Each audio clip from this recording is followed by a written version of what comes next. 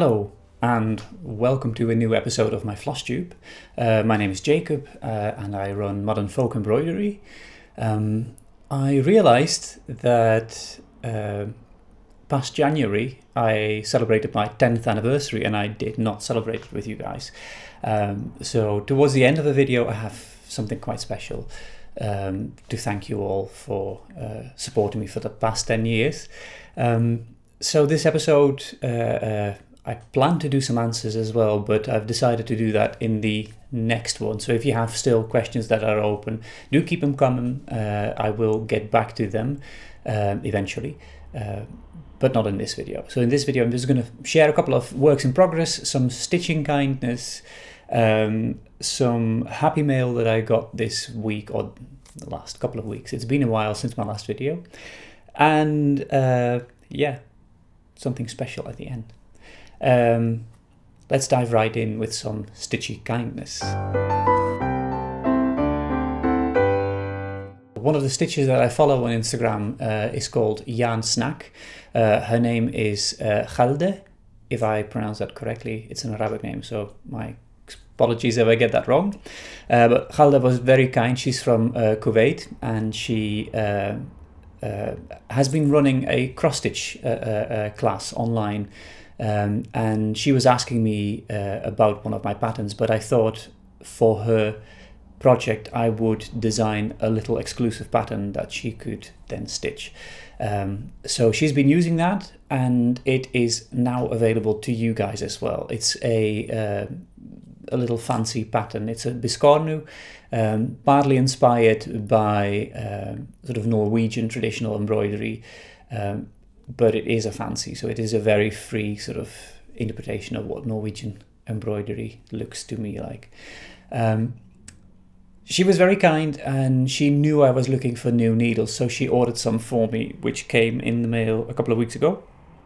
And they are these lovely needles from Lakeside Needlecraft. All of the things I talk about in the video I will link to in the description as well, so you can click on that to try some stuff out yourself as well. Kate from Lakeside Needlecraft is always really lovely, and it's a UK based business, so that was a good place to sort of send from to the Netherlands.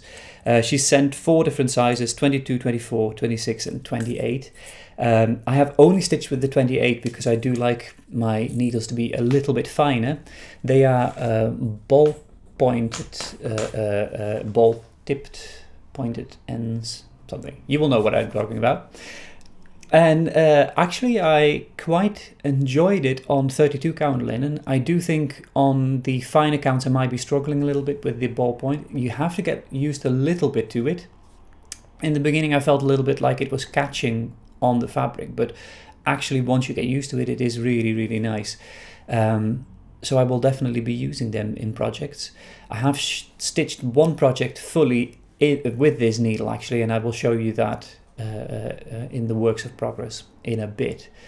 But yeah, Khalde, thank you so much for those lovely needles. Another lovely thing that arrived in the mail was these two with a really nice letter. That was Happy Mail from Canada. And I mean, it says Eo David and Rose Apothecary, and those in the know will know that that's from the amazing Canadian series Schitt's Creek. If you have not watched that one yet, do give it a go. It's a really sweet show, and it's cool because I've never used needle minders before. I never really saw the point in them, as I was always happily sort of jabbing my needle into the linen while I was stitching. But for this project there was a lot of things that I needed to do in a hoop because I couldn't do it from stitching by hand, and I actually found that the needle minders were super handy to have, and so I will definitely be using needle minders from now on when I have a project that requires something like that. So yeah, thank you so much. This was sent by Ryan, by the way, of Ellen Maximum Cross Stitch fame. So hi Ryan. The other things that arrived, I had actually non-stitching related, but I do want to share this with you.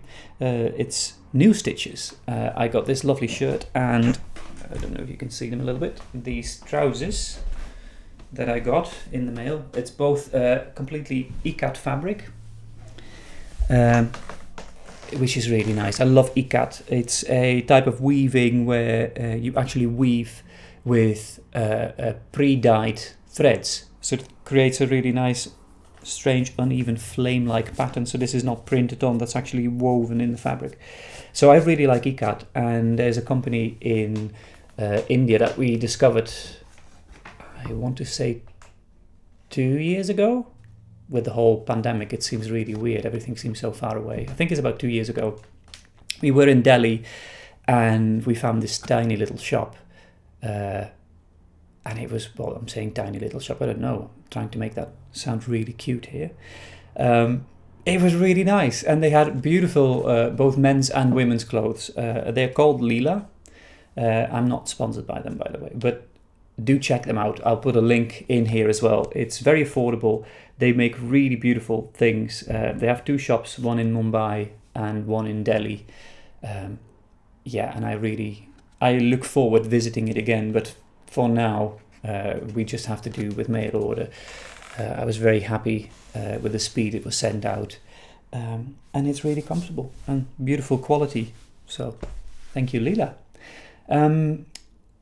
There was some happy mail and happy deliveries as well. Actually, too many to share with you, and I'm a little bit embarrassed. So I have been buying quite a few antique samplers the last month. Some of them I had bought much longer before that, but they were all stuck in customs in the UK, and some of them are still stuck in customs, so I'm still waiting for them. If the doorbell rings today and something arrives, I will show that as well.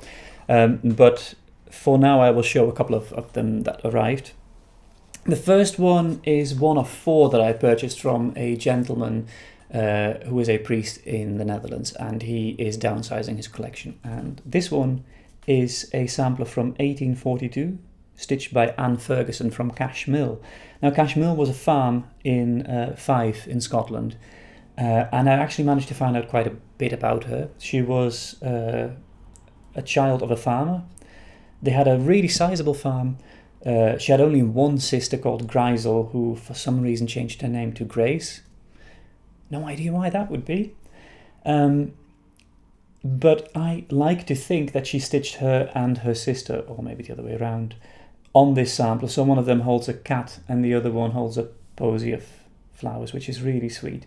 But she stitched these beautiful freehand flowers here, which I really like, and there's like a nice little arch here. And I think that's Thor's hammer. No idea what that is, to be honest with you. But it's really beautiful, and there's some suns here.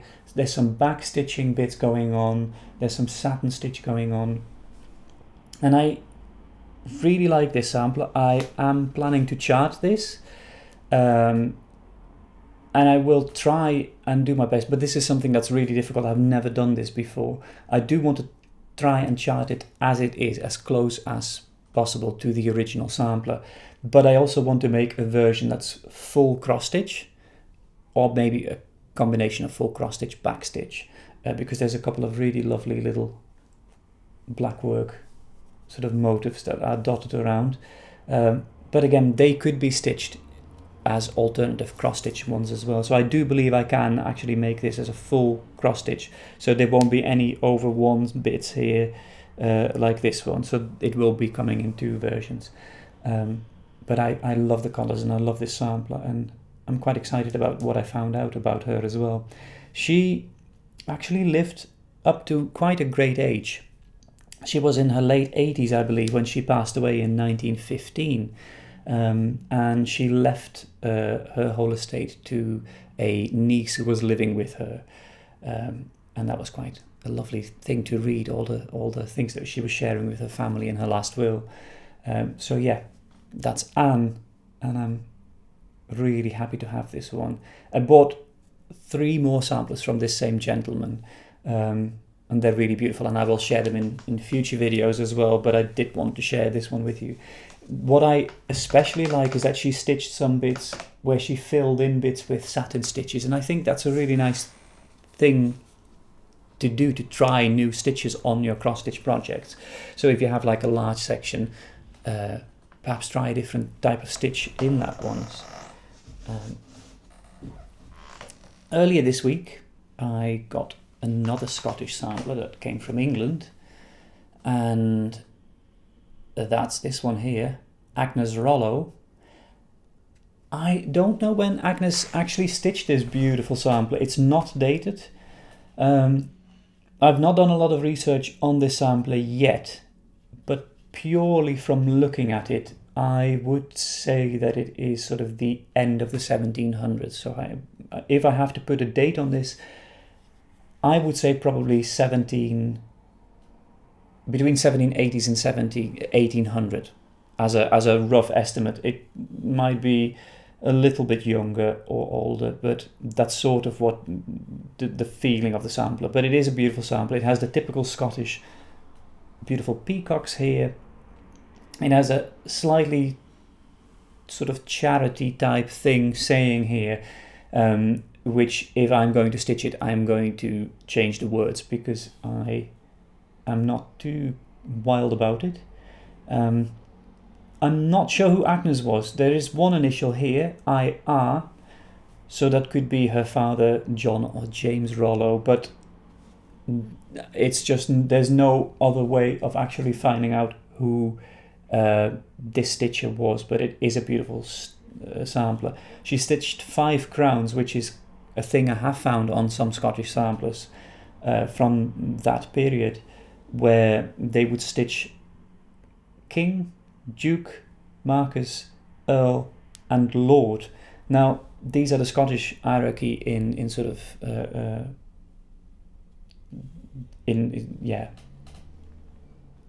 can't think of the word, but that's the hierarchy that they use in Scotland, and the matching crowns with it. I have one more sampler that actually has 4 of them, so it just does King, Duke, Marquess and I think that one uses Earl as well.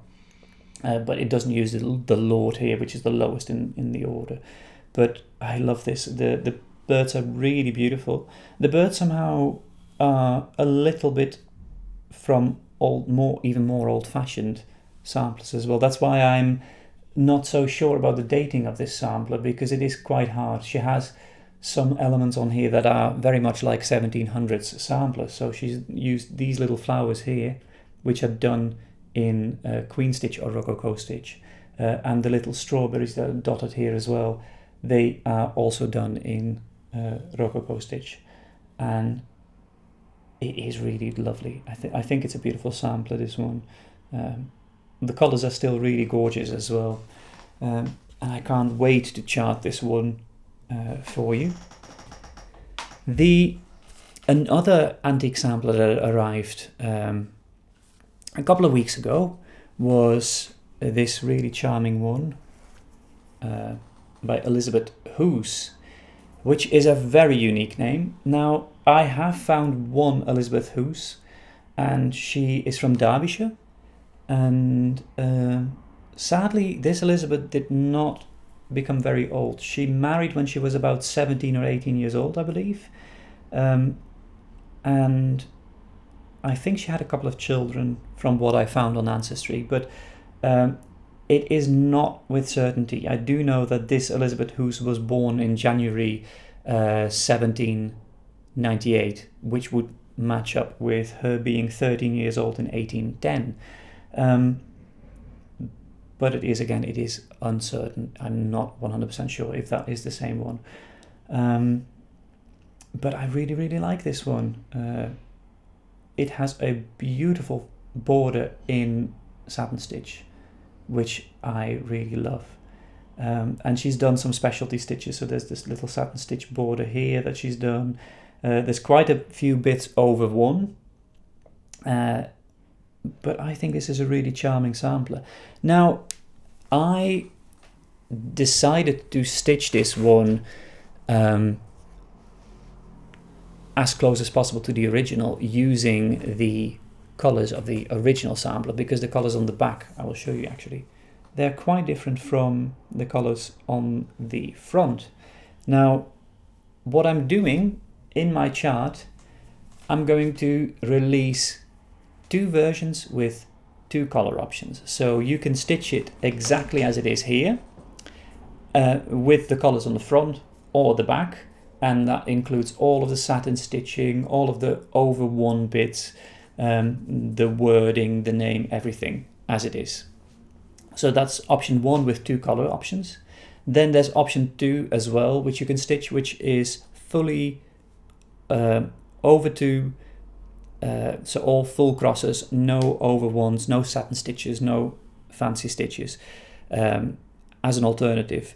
And then I will also provide you with an alphabet that comes with the chart, and an empty piece of graph paper, so you can fill in your own things. Because, and this is where I will need your help, I want to stitch mine. I've finished mine, and I'm going to show that in a second, but I hate the saying. It is very depressing. Where death leaves us, judgment finds us. And I find it a bit of a sad saying, and I don't fancy using that on my sampler. So I have used Elizabeth's original beautiful sampler, and this is mine. So it is a finish except for the saying. And it's not a competition, but I do want to ask you guys, if you have a beautiful, not too long a saying, but a beautiful sort of shortish saying that would fit on here, sort of just a 1 or 2 lines that I could fit in this bit here. If you have a comment, do let me know that it is the Elizabeth Hoose one, and the saying that you think I should stitch on this. So I have put my name here, Jacob de Graaf, in the 42nd, so you know how old I am as well, year of his age, 2021. And I have used all of the bits exactly as she did it. So year is stitched off, is of course I changed his age is the same, and that changed the year and my name. And I have stitched the back of the work colors because I really liked the fact that she actually stitched little pink birds. As you can see here, they're pink, and on her sampler you can see that they are basically white. So that's this work in progress. I guess we have landed on the works in progress now as well. Another one which I haven't managed to get a stitch in is my stitch along, but I do want to share that with you. So I'm stitching mine on 40 count with 1 thread of DMC. I'm using the colors 939 for the dark one, which is this beautiful black blue. I really love that one. And 932. But a lot of people ask me about the colors of the stitch along.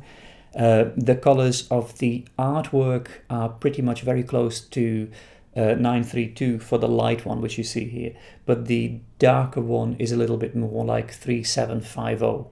So if you want to stitch the artwork one, 3750 and 932 DMC are very close to it. I hand dyed my linen. I have been promising tutorials. I will be doing them. There will be hem finishing tutorial like on this one, and tea dyeing tutorial as well, which is very simple to do, but I will do a proper video for you, so it will give a couple of little tips and tricks that you could use as well for that. That's the works in progress. I do have a couple of finishes that I want to share as well with you, so we're gonna look at them now.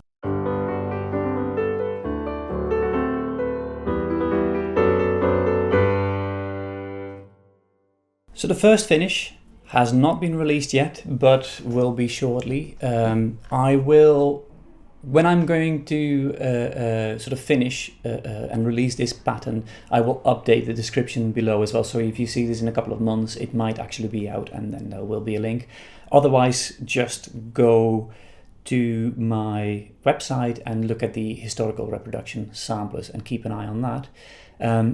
If you want to be kept up to date on when stuff gets released, do sign up to my newsletter as well. You can do that on my website. It's when you go onto the website on a regular browser, there is a subscribe link on the right hand side of the screen. So this one I stitched on some 32 count linen that I had lying around that I had dyed a while ago. I used it all DMCs, all 1/2, and it's by Dinah Hogarth, and Dinah or Dina, I think it's Dinah, and she stitched this lovely sampler in 1828. Now her sampler was originally stitched on coarser material, and it was in extremely bad shape. And I really liked the sampler when I saw it. It was so jam-packed. There was literally not a space left unstitched on her sampler. So she jammed her name in here, and she had like a tiny bit, and it's like, oh yeah, I'm gonna stitch an alphabet over 1 in there. So it's a sweet sampler. So it's not a fully finished object yet. I do need to do the hem finish for this one. But I thought maybe I can do a tutorial for you using this sampler, so you can actually see how I do it and how I then display the work. I think that would be a good idea. So that will be this one, and it's going to be it's 32 count, and yeah, just do keep an eye on this channel for that one. Another finish which I finished, I want to say last week, but maybe it was longer ago. I haven't done a video for a while, so my apologies, but I finally sat down and did a video today. This one is my 2018 stitch along, and I'm really happy how this one turned out. I think it looks really nice how it looks now on the fine linen. This is 40 count linen, and it is from Sajou. Sorry, I had to think about that. And it's very strange. So Sajou does a couple of linens. The 32 count I don't always get along with, as I think it is overstarched, for me at least. I know some people really like heavily starched linens. You can get rid of that by soaking them in really cold water. It does get rid of the starch.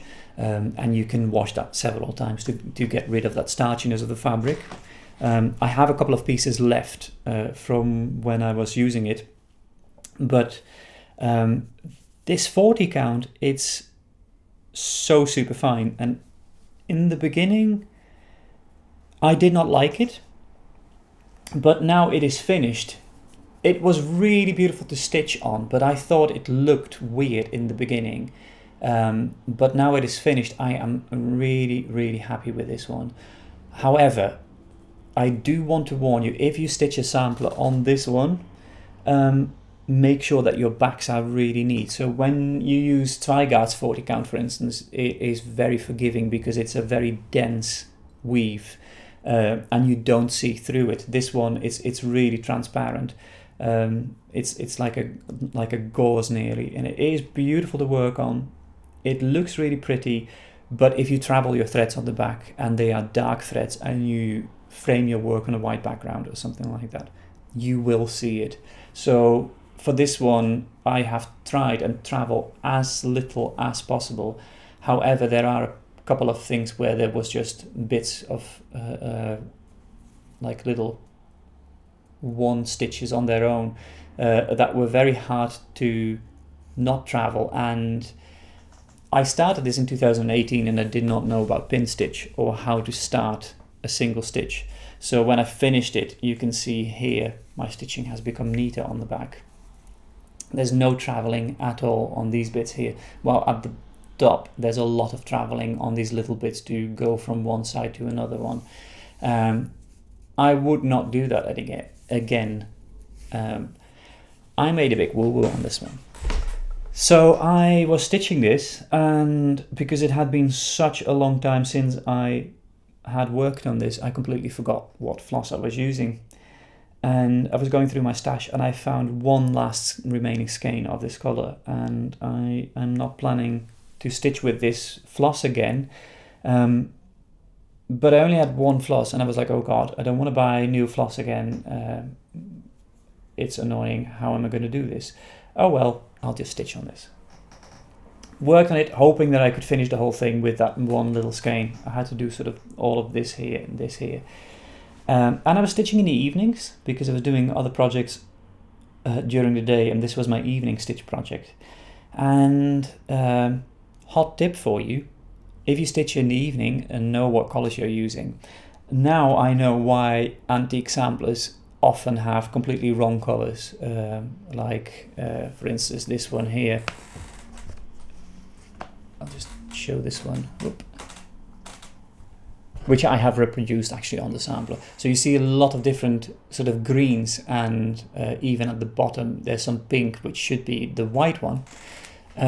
When you're stitching by candlelight, it's very hard to distinguish when something is dark grey or when it's dark green. You just don't see it in your sewing box. So I think she stitched this in an evening where she was just using bits of floss, thinking that it might have all been the same one. Or she was really clever and just made a really beautiful, playful pattern out of it. But I really liked it, so I have reproduced that look. But here it was unintentional. But I don't mind it because I think it gives that playfulness that antique samplers have as well. So you can really see, I think it shows up quite well on the camera actually. In real life it's more subtle, but here, this medallion here, you see the outer edges are with the more brighter blue, but the inside is dark. And the same goes for the little bits here, and this medallion here, some half of it, and the goose here. So yeah, that was a little bit strange, but it's okay. So that's a finish. It's not a full finish yet. I've started the hem, as you can see here. I just need to do this one side here, and then I can start folding it and hemming it off. And then we have a full finish there, and then I can frame that one. I'm really excited about that one. So another piece that I finished quite some time ago, but I did want to show that here as well because I thought it relates to running out of floss and stitching with things, is this one. It's slightly older sampler. I finished this one when we were in Sweden, I believe. Yeah, we were in Sweden. And it's the deer sampler. Actually, I started and finished this because it's a quick stitch while we were in Sweden. And I had seen some really lovely samplers where stitchers had not used variegated floss, but they had just used little strands of floss and stitched little bits with it, and then stopped their work. And then when getting the new color, they actually consciously picked a new thread color and not the same one. So I stitched the vase here using this technique. And I actually made it a bit of a game. So I had like my 4 different colors. I used, this was stitched in wool and it's not available anymore, but this was with my own hand-dyed wool. I had 4 colors of blue, and to mix things up, 1 sort of golden ochre color. And I would just sort of cut random lengths of wool that were nice to work with, put them in a pile, and just pulled bits out. So that resulted in the bird and all these bits here. The alphabet was stitched exactly like that. And then to make it slightly less chaotic and give it a little bit of order, I did stitch the little heart, the deer, in just 1 monochrome block. And finally the border here, I did like coloring book, so outlines in ochre and then several colors of blue in the little diamond patterns in there. And when you buy this pattern, you get it as a monochrome sampler because I want to encourage people to, and not only on this one, but just play around with colors. And I know a lot of people have done that really beautifully, where there are really lovely colors on monochrome patterns that I have designed, and you guys just run with it, and I love that. So there's a lot of people that already do, but if it is something that you are hesitant about, try working on a light colored linen, get 3 or 4 colors that are fairly close to one another, and just cut little strands off and try an element, and just to see how you like it. One good thing is to use 3 different colors of blue, for instance, and 1 color ochre, which would give this effect here. So yeah, that's a pattern was stitched in 15, it says here. Yeah, and I really enjoyed working on this for this project like this. As I was saying at the beginning of this video, I celebrated my 10th anniversary back in January. So in January 2010 I opened my Etsy shop, and it's still going strong, although I use my website more, and there are actually more patterns on my website than there are on my Etsy shop. But I left it go unnoticed a little bit, and the reason that I left it go was, and this is something it is hard to talk about, but it is also something that I think we do need to talk about. And on the 6th of January we were watching a live coverage of CNN, and it was a slightly boring broadcast about whether the votes were valid or not in the US, and then a group of people decided to storm the Capitol, and it was really shocking, and it was not surprising, and that was the worst thing about it. And I found it very hard to address this because I felt like I wanted to talk about this with you guys, as this is something that affects us as a stitching community as well. And I know if you are here purely for the stitching and you don't want any politics, I respect that. There's a lot of anxiety and stress involved in talking about politics, but so if you want to tune out here, I'm happy about that. But I did feel like I wanted to talk about this because I love history and I love everything that is to do with crafts. And one really strong part of crafts is actually Craftivism. And I know most of you, when you hear the word Craftivism, you really think about really modern things like the Pink Pussy Hat project, which happened with the Women's March.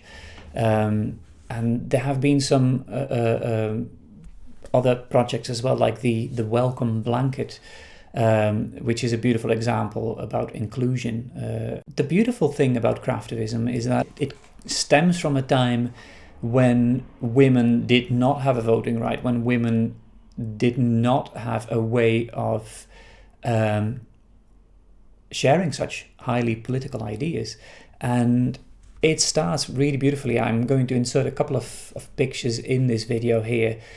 One that I found which was beautiful, it was in the collection, it's sold now, but it was in the collection of Whitney Antiques, and it was an anti-slavery bag from 1827, and in the collection of the York Museum I saw a medallion sampler, and it was a Quaker medallion sampler, and it had the abolition movement chained kneeling slave image.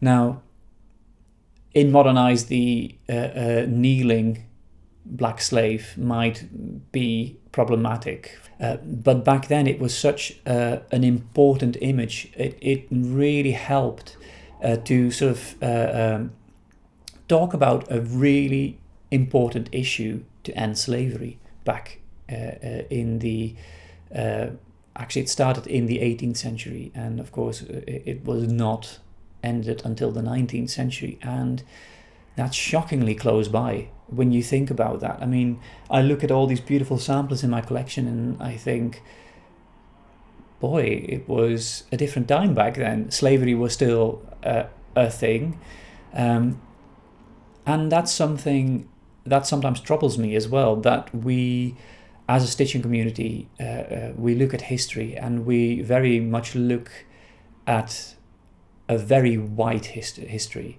And partly there's nothing wrong with looking at your history as a stitcher, but it is not very inclusive, and I do want to try and show different things with my work as well. And if we can't do that, then we just need to do better and work harder to actually do that and make an effort. And I do love the work that the Quakers have always done in Craftivism, like the Quaker sampler that showed that you could make a change. And I lived for 15 years in York, and there was one American gentleman called John Woolman, who died in 1772 in York, in a house that I would walk by every day when I would walk through the museum gardens from our house to the post office. And it was a really lovely walk, and I always saw this beautiful blue plaque that is saying that the Quaker John Woolman died there. So I looked him up, and he was a very famous abolitionist, but he also was an animal activist, and he walked from London to York because he did not like the treatment of the horses, of the carriages, because they were beaten very badly, to get the journey to York as quickly as possible. And he refused to participate in that. He also refused to dress in clothes made by slaves. So he would not wear cotton that had been picked by slaves. He would not wear the indigos that had been grown by slaves. So his clothes were very plain. They did not include a lot of color, because he believed that you could wear woolens that were grown by free people and woven by free people, and not by slaves. And it is such a beautiful sentiment that this man really preached his beliefs in that way. Now, the irony does not escape me that me as a white person is telling you all of this. It is Black History Month this month, and I think if we can do one thing as a stitching community is to try and be inclusive. So do listen to other voices than yourself. Try and surround yourself with people that do not always look like yourself. And that can be difficult. It can be awkward. It can be hard. But I think we can try. And we can make mistakes, and that's fine. We all make mistakes. I make mistakes. And that's okay. But I think just educate. We as white stitchers, I'm not talking to my BIPOC friends, black, indigenous, people of color. That's the grouping.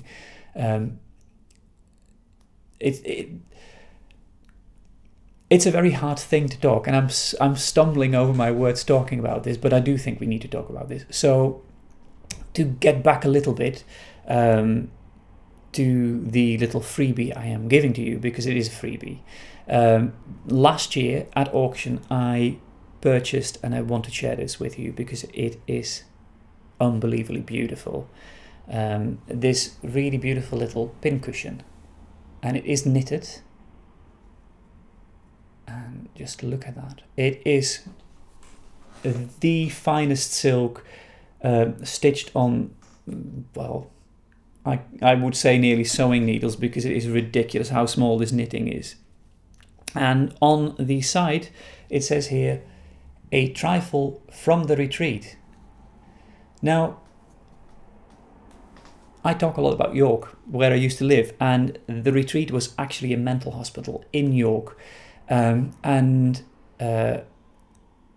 It was run by Quakers, and again, the Quakers were very conscientious about how to treat mental illnesses at the time, and they founded the retreat in York, which is still going strong, still Quaker-owned, in a time when mental illness was seen as a crime. Nearly, people were punished for being mentally ill. So the asylums and the madhouses, as they were known back then, they had people chained to walls. People were pretty much waterboarded. It was horrendous. People would die very quickly in those mental hospitals. And after one Quaker passed away in York in a mental hospital, which was right behind the last property that we lived in York. It's a beautiful house, but it was a horrible mental home. The Quakers decided that that was enough. They would start their own hospital, and it was beautiful. It was more like a farm in York, and people would be treated there for an illness that they had. So they were not punished anymore. They were treated for an illness that they had. And they could wander around freely. Doors were not locked. There was therapies and things like that. And one thing that they also produced was these beautiful pincushions. And initially I planned on replicating this exactly, but for cross stitch. But then, as I said, I was watching TV on the 6th of January and we saw the storming, and it was awful. It was really disgusting to see that, and it made me so angry, and that's why it has taken me so long to talk about this, because I have tried it before, but I kept getting really emotional about this, and I'm still getting emotional speaking about this, because it really showed that when you look at Black Lives Matter protests, which have been, for the greatest part, beautiful, peaceful protests, and even at the most peaceful protests, people were arrested for standing or sitting somewhere, exercising their legal right to protest. And those were black people protesting. When the same happened, the response and the incitement of that kind of violence by a then sitting president really showed that there is a difference between being black and being white today in the world, not just in America, but in the world. And that's why I'm speaking about this as well, because you might say like, well, you have no business about speaking about this, you're Dutch, you're not in America. But this has a massive knock-on effect about the way we talk about people in general all over the world. When a superpower uses their voice to speak in a very hateful manner about people, then and actively inciting violence, then I think we need to speak up. After being angry all day long and not knowing exactly what to do, I decided to change my Quaker pincushion and not stitch a trifle from the retreat, but I chose to stitch Black Lives Matter. And that's on my little pincushion here. I hope it focuses a little bit on that. So that's what I decided to stitch for you, and I will do a little round video as well, so you can properly see the cushion on both sides here now. This pattern is a freebie for you. I am giving it to you. You can download this through the link right at the bottom of this in the text description of this video, and it's a booklet. It has taken me quite some time to make this, and I'm giving it free for you. It is my way of celebrating my 10th anniversary. It is also my way of sharing something that I think is truly important, and I have chosen the Quaker style to share this message because the Quakers have a history of being craftivists, and they have a history of speaking up when things aren't right, and things aren't right now, and I think we need to do that. So that's why I chose to stitch Black Lives Matter on this little pincushion that I have made. There are instructions in the booklet, but they are not photo instructions, so it's a text-based only one. It's not difficult to assemble. It does give the instructions, but it basically uses the same technique as stitching a biscornu, except that it's a round pattern. So you first stitch the front and the back, then you stitch this bit here. You finish everything off with a back stitch, and then you whip stitch this together. And finally, I finished my pattern by stitching some cording, which the original one has as well, as you can see here.